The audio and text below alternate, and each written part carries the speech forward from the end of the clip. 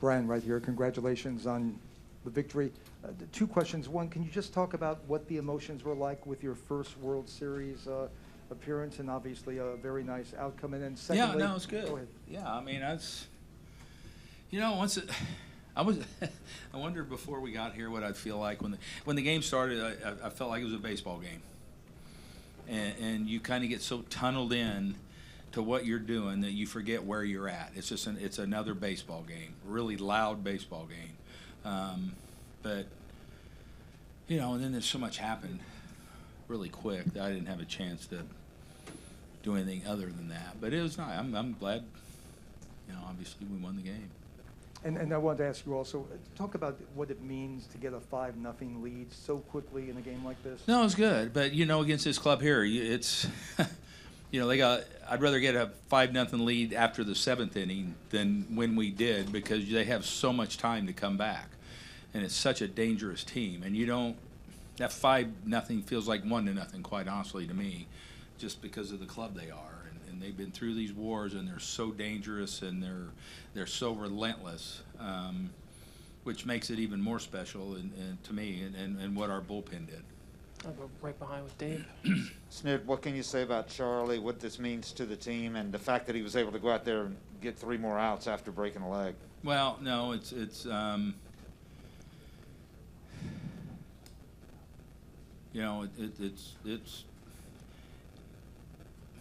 I don't think he got 3 outs, did he? He did? 2 more not inning and out 2 in the next inning. I was thinking the next inning. Sorry. But no, he was in there, and they did the X-rays, and he said, and we told Freddie, we told Austin that, you guys are going to have to make sure you're more aggressive or whatever. And he wanted to keep going. Because he was down in the tunnel and he was thrown against the wall, and it said, it's just kind of hurts more when I run. I feel good when I throw. And then, obviously it didn't. Just the fact that he wanted to keep going. I mean, they were X-raying him, and that's Charlie. I mean, he wants to be on this stage, and God bless him.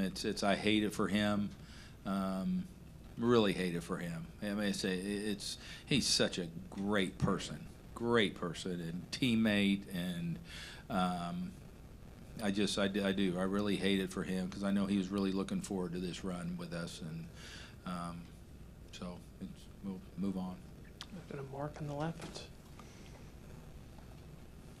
With Soler and Duvall homering tonight, is that just a reminder just how valuable those final hours and Alex's diligence, leading up to that trade deadline were? Yeah, I mean the play Eddie made off the wall on Gurriel's ball. All those guys, Jock, they all they complete our team. Those guys, and they've been big for us since they got here, and they're continuing to be every day. Gabriel on the left. Snit, A.J. Minter was so big for you guys against the Dodgers. I mean, how important was that, what he was able to do? That was huge what A.J. pulled down. I mean, he did it for us last year in the NLCS. But that tonight was really, really good. I mean, he was good. He was well rested.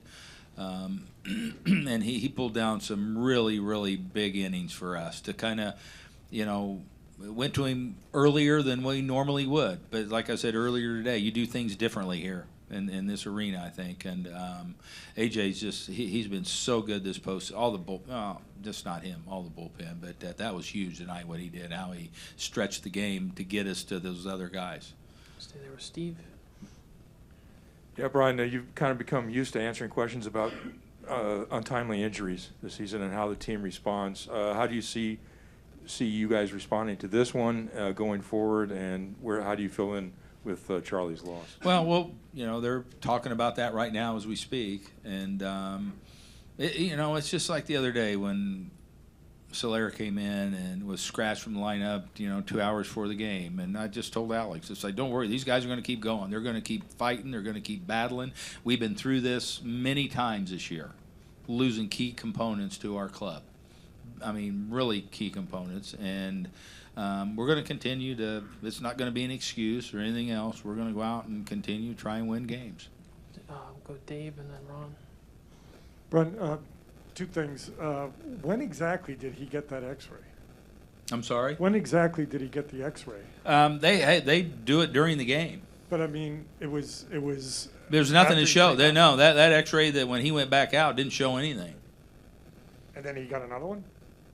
Well, he got one after he came out of the game and felt hurt. But, they looked at him prior to him going out to start the next inning, and everything was good. And can you give any indication of what you might do to replace him? No, I can't. I'll go to Ron here in the first row. Could you think many of the pitchers you know go out and throw 16 pitches on a broken leg and get 3 Well, outs? I Or don't is it know something that. about I don't. Charlie? I'm not a doctor or all that, but I don't know that it was broken when he did that. I mean, it was stressed, but he felt okay, and I think a lot of athletes have done that. I saw a kid foul a ball off his foot one time when we were playing the Mets, and it took a while, but he went back in the box, hit a homer, and his leg or foot fractured round in the bases. So I don't know that that's all that uncommon in these kind of injuries with baseball, football, whatever players. So it could have been when he went out for the third? Yeah, no, I mean, it just might have been something that he did then that was going to happen anyway at some point in time, yeah. All right, we'll take the last question. Oh, we're good. I think Michael Brantley's here. Brian, thanks so much.